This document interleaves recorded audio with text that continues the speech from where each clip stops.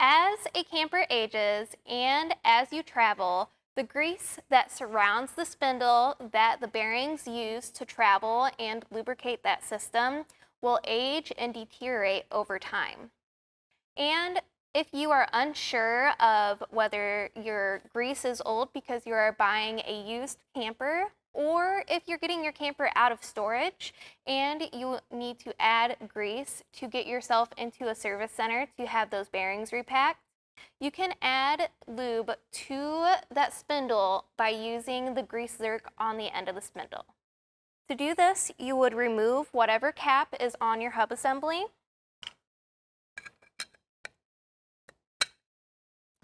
Gently. Some hub assemblies will not have that cap.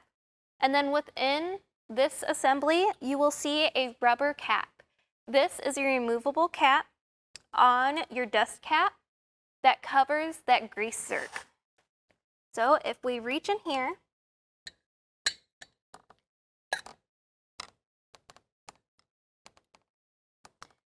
and pull this cap out, you can see that grease Zerk within that.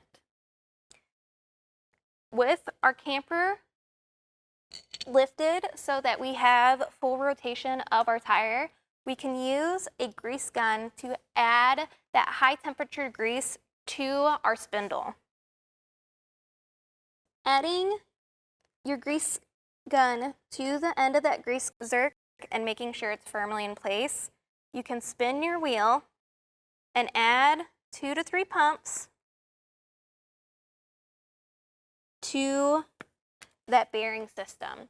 Spinning the wheel will help distribute that grease across all of the bearings, and adding 2 to 3 pumps will ensure that you're not overfilling the bearings and allowing that grease to leak out of those seals within the brake.